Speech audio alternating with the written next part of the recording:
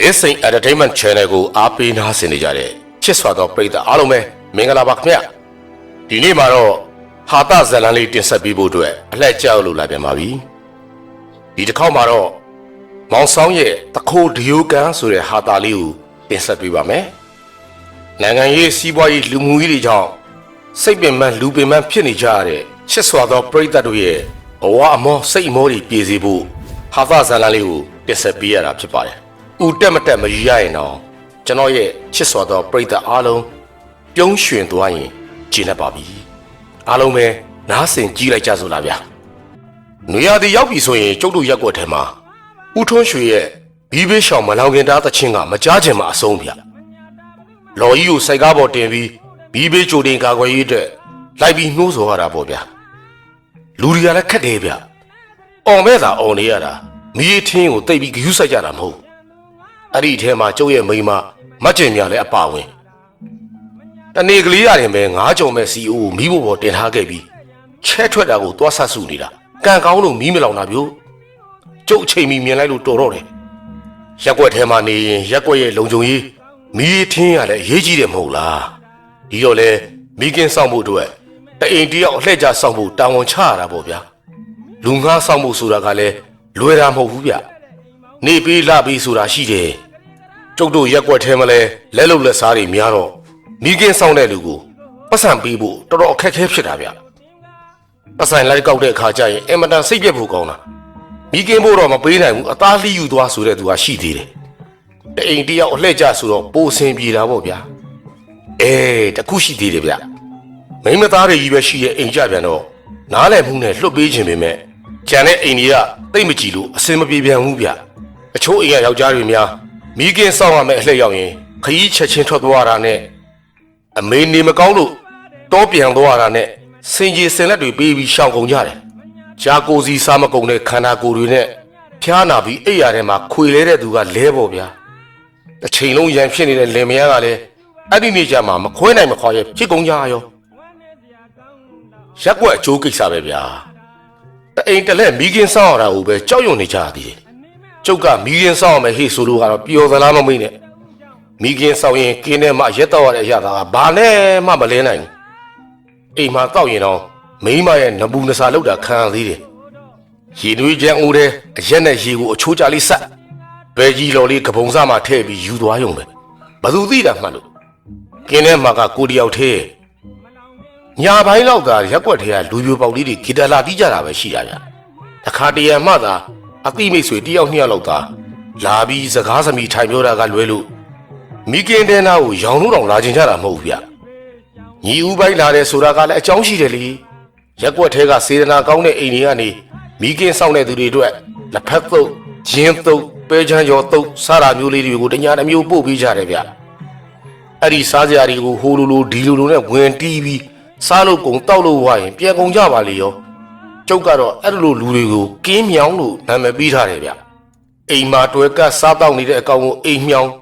ဘုံကြီးကျောင်းမှာတွဲကပ်စားတောက်နေတဲ့ကောင်တွေကိုကျောင်းမြောင်းလို့ခေါ်ကြတော့မိကင်းထဲမှာကပ်စားနေတဲ့ကောင်တွေကိုတော့ကင်းမြောင်းလို့ခေါ်ရမှာပေါ့ဗျညာလေလောက်ထီဆိုရေနွေးတူလဲကုန်လူလဲရေချိန်မှန်သွားရောမူးမူးနဲ့ဆေးဘောလေးလေးဖွာပြီးတွေးရင်ရတွေးနေရင်ရငေးရေးချင်ရရေးလို့သိတ်ကောင်းတာပေါ့ဗျာဒီနေ့တော့ကျုပ်တို့အိမ်ကမိကင်းဆောင်ရမယ်အလှည့်ပေါ့ဗျာညနေဆောင်ကလေးကအကုန်လုံးပြင်ဆင်ပြီးမိကင်းဆောင်ဖို့အတွက်တာဆူနေပြီစာရေးဖို့အတွက်လိုအပ်တဲ့ပစ္စည်းတွေကဓာတ်အိတ်ထဲမှာအဆင်သင့်ပဲလေဒီနေ့တော့ထူးထူးခြားခြားဆိုလို့လေးကွာတက်လက်နဲ့လောက်စလုံးအိတ်တစ်ခုပို့ယူလာတယ်မယူလို့လည်းမရဘူးဗျနေ့လေကမှအုပ်ကြီးကတေးသေးချာချာလာမှာသွားတာရက်ကွက်ထဲမှာသခိုးထားနေတယ်တဲ့မနေ့ကလည်းအိမ်တအိမ်ဖောက်ခံရတယ်တဲ့ဒါကြောင့်မီးဘေးရောသခိုးတဝက်ရန်ရောသေးသေးချာချာဂယူးဆိုင်ပြီးပါတဲ့သခိုးခိုးခံရတဲ့မီးကွင်းပစ်ခံမှာကိုပို့စိုးရင်ရတယ်တဲ့ဒီတော့လဲကျုပ်အတွက်လက်နဲ့လူလာတာပေါ့ဗျာကျုပ်ပြောသလိုပဲလေညဦးပိုင်းဆိုတာနဲ့မီးကင်းကိုလာပြီးစကရောဖောရောနဲ့လက်ဖက်စုပ်လာတွေ့ကြတာပကံပြောင်တလင်းခါမှာပြန်သွားကြလေရဲ့အာနာပန်းလာနဲ့နှမ်းစိတ်လေးတစ်စီးတောင်ချမ်းမသွားဘူးဗျလက်ညှိုးနဲ့ပကံကိုသတ်ပြီးရက်သွားတဲ့ကောင်ကရှိသေးည10 နာရီလောက်ဆိုတာနဲ့အရှိုးပြတ်ကုန်ကြပြီည ည7 နာရီလောက်ဆိုရင်လမ်းထဲမှာလူရိတ်သူရိတ်တောင်မတွေ့ရတော့ကျုံလေဘဲကြီးတော်လေးဝါလိုက်အချမ်းပကံလုံးလေးကအရက်ကလေးတစ်ခွက်ကက်လိုက်နဲ့ဇိမ်ကြနေလိုက်တာနာရီကြည့်လိုက်တော့မနဲ့တနာရီဟာတစ်ချက်ပူသွားပြီတစ်ချက်ပူသွားလို့ထပ်လျှော်တာပြို့ရေချိန်ကိုက်နေပြီဆိုတော့တန်ချောင်းတစ်ချက်ခောက်ရမှာနှစ်ချက်ဖြစ်သွားလို့တစ်ချက်ခောက်ပြီးပြန်လျှော့လိုက်ရတယ်ဗျာပြင်းကလည်းပြင်းချင်းကလည်းကိုက်တော့စိတ်လေးလေးဖွာပြီးချင်းတွေကိုမိကိုနဲ့မှုတ်နေတော့ခက်လန်းလန်းကအထုပ်ကြီးထမ်းပြီးလာနေတဲ့လူတစ်ယောက်ကိုမြင်လိုက်ရတယ်ရေချိန်ကလည်းကိုက်နေမျက်လုံးကလည်းအဝေးမုံနီးကန်းဆိုတော့ရက်ွက်ထဲကလားလူစိမ့်လားဆိုတာကွဲပြားမသိဘူးဗျဘာပဲဖြစ်ဖြစ်တခိုးတွေထနေတယ်ဆိုတော့လေးခွထုတ်ပြီးလှမ်းချိန်လိုက်တယ်ဟေးရဘာလို့လဲကျုပ်ရဲ့အတန်ကလည်းသိတဲ့အတိုင်းပဲလူကသာပိန်ကြောင်ရှည်မြုံအဖန်ကတော့ပါဝါအတော်ကြီးသားဗျကျုပ်ရဲ့အတန်ကြားလိုက်တာနဲ့အဲ့ဒီလူလည်းတုံကနေကိုရက်သွားတော့တာလာခဲ့သားမိခင်အနာကိုဖြည်းဖြည်းချင်းလာခဲ့ဦးကြောင်လှုပ်တာနဲ့ပြစ်ထက်လိုက်မယ်ကိုစောင်းလာဗျကျုပ်နာမည်ကိုခေါ်မှတော့အတိပဲပေါ့ဗျာအေးဟုတ်တယ်ဘာလို့လဲကျွန်တော်စိန်ထုံးပါဗျဟာကိုစိန်ထုံးလာပြုတ်လာအထုပ်ပိုးနဲ့ဘယ်သွားမလို့တော့အမေအိမ်သွားမလို့ဗျာခင်ဗျမိမမပါဘူးလားဗျမပါဘူးကိုဆောင်မိမနဲ့ရံဖြစ်ပြီးအိမ်ပေါ်ကဆင်းလာတာဗျဟာခင်ဗျားကလည်းဆင်းမဲ့ဆင်းရဲ့မိမဆင်းရမှာဗောဗျခုကပြောင်းပြန်ဖြစ်နေပြီယောက်ျားစီးကြလိုက်တာဗျာသူကဆင်းမလားဗျသူ့မိဘအိမ်ဆိုတော့လူဘာဝတာဗောဗျအေးဒါလည်းဟုတ်တာပဲနေစမ်းမအောင်အခုချိန်တိုင်းကားမရှိပါမရှိနဲ့ခမရကဘာနဲ့သွားမှာတော့ဗျမပူပါနဲ့ဗျာလောလောဆယ်လေးလန်းတဲ့ကကိုမြတ်သောင်းအိမ်မှာခဏသွားနေလိုက်ဦးမယ်မနဲ့ကားတွေထွက်မှသွားမယ်ဗျအေးပေါ့ဗျာလင်မရပဲဗျာစိတ်ကောက်လဲခဏပေါ့မနဲ့မိုးလေးရင်တော့အဆင်ပြေသွားကြမှာပါဗျာမထင်ပါနဲ့ကိုဆောင်ရအဲ့ဒီကောင်မကလူဘာဝတာအတော်ကြပြီဗျကဲသွားလိုက်ဦးမယ်ဗျာဟုတ်ကဲ့ကိုစိန်တို့ဟုတ်ကဲ့စိတ်လိုက်မှတော့မလုပ်ကြပါနဲ့ဗျာကလေးတွေမျက်နှာကိုလည်းကြည့်ကြပါဦးကိုစိန်ထွန်းထွက်သွားတာနဲ့ခဏလေးမှီးလိုက်တာအခြားမိခင်ကတန်ချောင်းခေါက်မှာမနဲ့3 နာရီထိုးမှန်းသိတော့တယ်ကျုပ်လည်းတန်ချောင်း3 ချက်ခောက်လိုက်ပြီးကြောလေးပါလေးဆိုင်ရင်မိခင်နဲ့အရှိမလမ်းလျှောက်နေလိုက်တယ်ခက်လန်းလန်းကလာနေတဲ့လူတယောက်ကိုမြင်လို့လမ်းလျှောက်တာရက်ပြီးအသေးချာကြည့်ရတာပေါ့မတော်လို့ခုနကလို့အသိမိတ်ဆွေတွေပါတွေဖြစ်ရင်အားနာဖို့ကောင်းတယ်လေခက်လန်းလန်းကလူကလည်းမိခင်နဲ့ကိုအေးဆေးဆေးလျှောက်လာနေတယ်ဒါဆိုရင်တော့သိကြပါတယ်ဗျအသိတွေကမဟုတ်ရင်တော့မှရက်ွက်ထဲရပဲအခိုးတစ်ခွက်ကလူရိပ်မြင်တာနဲ့ပြေးမှာဘူးဗျအကိုမီးတို့လောက်ဟုတ်ကဲ့ရပါတယ်ရောက်ကျုပ်ပေးလိုက်တဲ့ဆေးဘောလေးကိုယူပြီးမီးတူရင်ကျုပ်ကိုယ်တော်တည်တည်ချာချာကြည့်နေသေးတယ်အကိုကဒီနေ့ကင်းကြတဲ့လှည့်လားဟုတ်တယ်ဗျာဒီနေ့ကင်းကြတယ်လေတတိလဲထားအောင်ဗျာတခိုးတွေကပေါ်မှာပေါ်ဒါကြောင့်သတိထားနေရတာပေါ့ဗျာတခိုးဆိုပြီးပေါ့သေးသေးသွားမထင်နဲ့နော်သူတို့စီမှာလက်နက်တွေပါပြီးပါချင်းပါနေမှာအနားသွားမကတ်နဲ့ဟုတ်ပဲဗျိုဒါနဲ့အမရောနေကောင်းလားဗျမတွေ့တာတော့တော်ကြပြီဟိုတလောကတော့ကျွန်တော်နဲ့တွေ့လို့စကားပြောဖြစ်သေးတယ်ဟုတ်လားနေကောင်းပါတယ်ဗျနေကောင်းပါတယ်သိကြပြီဗျဒီလူကကြုံမိမမတ်ချင်ပြရအသိမိတ်ဆွေကြီးဗျအမကိုကျွန်တော်မေးတယ်လို့ပြောလိုက်ပါဗျာကျွန်တော်ဆိုင်လေးလာလဲပါဦးလို့ဈေးထဲသာလာတယ်ကျွန်တော်ဆိုင်တော်မဝင်လာတော့ဘူးဟုတ်ကဲ့ပြောလိုက်ပါမယ်ဗျာဒီကနောက်ကြီးရဲ့နာမည်ကဘလို့ခေါ်လဲဗျအောင်မြင့်လို့ပြောရင်အမသိပါတယ်ဗျာဈေးထဲကလူသုံးကုန်ရောင်းတဲ့အောင်မြင့်လို့သာပြောလိုက်ဩဟုတ်ကဲ့ပြောလိုက်ပါမယ်ဗျာထိုင်ပါဦးလားကျွန်တော်မှအခန့်စရာဘာမှမရှိလို့အားနာလိုက်တာဗျာမထိုင်တော့ဘူးကိုကျွန်တော်မှသွားစရာရှိသေးတယ်ဟောဗျာမနဲ့စောကြီးဘယ်သွားမလို့လဲဗျမိတ်ဆွေတယောက်ကနေကနေပစ္စည်းတွေလှမ်းမာထားတာအခုဘူရာကြီးကိုပစ္စည်းတွေသွားပို့ပေးရမှာဗျကိုယ်တိုင်လှုပ်တော့အေးလဲပြက်ပင်လဲပင်မန်းတာပေါ့လုံသမားတွေကိုခိုင်းရောပေါ့ဗျာလုံသမားတွေကိုခိုင်းရတာစိတ်တိုင်းမကြလို့ပါအကိုရအခုချိန်ဈေးကြိုကားတွေတော့တစည်းတလေလာတတ်တယ်ဗျဟုတ်လားကိုအထုပ်ပိုးတွေကိုလမ်းထိပ်မှာခြားထားခဲ့ပြီးကားငှားမလို့ထွက်လာတာအထုပ်ပိုးတွေကိုထားခဲ့ရတာလဲစိတ်မချပါဘူးဗျာဟာဟဲ့လူအဲ့ဒီလိုချမထားနဲ့လေတဲရောက်တွေ့ရင်ယူသွားမှာပေါ့ဗျတခိုးတဝက်ဆိုတာဒီလိုအချိန်မျိုးမှထွက်တတ်တာတယောက်ထဲလဲမသိနိုင်ဘူးကိုရပစ္စည်းကများတော့ခါပါချီနေပြီဟုတ်တာပေါ့ဗျာလာကျွန်တော်ပါဝိုင်းကူတယ်ပြီးမယ် အားနာစရာကောင်းလိုက်တာဗျာတော်ကြအမသိသွားမှာအကိုကိုခိုင်းရပါမလားဆိုပြီးကျွန်တော်ကိုစိတ်ဆိုးနေအောင်ပဲဗျာသူ့ကိုမပြောပါဘူးဗျာစိတ်သာချလာပစ္စည်းတွေဘယ်မှာထားလဲအကိုရအားနာလိုက်တာဒုက္ခပေးသလိုဖြစ်နေပြီဗျာရပါလေဗျာကျွန်တော်မိမရဲ့မိတ်ဆွေပဲကူညီရမှာပေါ့ဗျာလာဗျာသွားကြစို့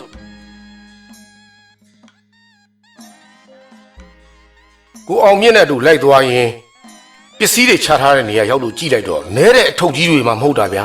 သူ့ခမရပင်မမှန်ထမ်းလာရမှာအကိုကဟိုအထုပ်ထမ်းကျွန်တော်ကလေးတဲ့အထုပ်ထမ်းမယ်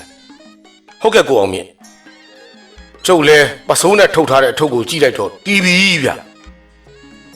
ကိုအောင်မြင့်ဒါက TV မဟုတ်လားဟုတ်တယ်ကိုဟုတ်တယ်နဲကပစ္စည်းမာတဲ့လူလေ TV လိုချင်တယ်ဆိုပြီးမှာလိုက်တာဝယ်ဖို့အချိန်မရတော့အိမ်က TV ကိုပဲထည့်ပေးလိုက်ရတာဟုတ်လားလမ်းမှာကွဲသွားတော့မှာပဲဗျာတေချာလေးထုတ်ပိုးရမှာဗျအချိန်မရှိတော့လို့ပါကိုရဲ့ကဲသွားစို့ကိုထမ်းနိုင်ရလားမထမ်းနိုင်ရင်ဒီကပဲစောင့်နေလိုက်ကျွန်တော်ပြန်လာခဲ့မယ်ရပါတယ်ဗျဒီလောက်တော့အသာလေးပါ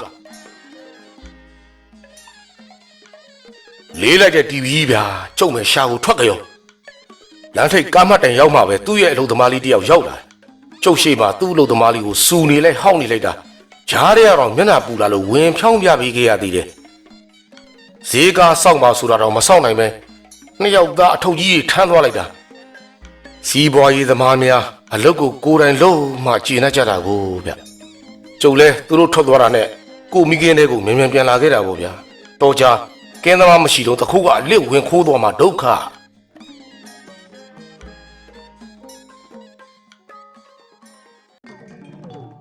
မောင်ဆောင်ဟေးမောင်ဆောင်ထားသမောင်မောင်ဆောင်ဟေးမောင်ဆောင်ဝေးဘယ်သူလုံးကွာဦးကုန်းစိန်ကျွန်တော်အုပ်ကြီးပါဗျဥက္ကဋ္ဌကြီးလာလေဗျာလာမလာတော့ဘူးဗျာမောင်ဆောင်ရှိလားအိတ်နေတယ်နဲ့တူတယ်ဗျဆိုလည်းအမြန်နှိုးပေးစမ်းပါဦးကုန်းစိန်ဟာဒီမှာပြဿနာတွေတက်နေပြီအေးနှိုးပေးမယ်အိပ်ပျော်ကားစားလေးပဲရှိသေးတယ်ငှက်ဆိုးထိုးသလိုအိမ်ရှိကနေလာအောင်နေတဲ့အုပ်ကြီးရဲ့အတန်ကိုကြားလိုက်ရတော့လက်မနိုးပဲနေမလားဗျာအဘကြီးကျုံနှိုးနေပြီအခုထွက်လာခဲ့မယ်အရေးထဲမှာကွာအိတ်နေပါတဲ့ဆိုမှလူလိုနားမလဲဘူးကျုပ်တော်ကိုဒေါသထွက်တာဘယ်နဲ့ဗျာတညာလုံးနဲ့မိကင်းဆောင်ရသေးတယ်အိတ်နေတဲ့သူကမှအာမနာ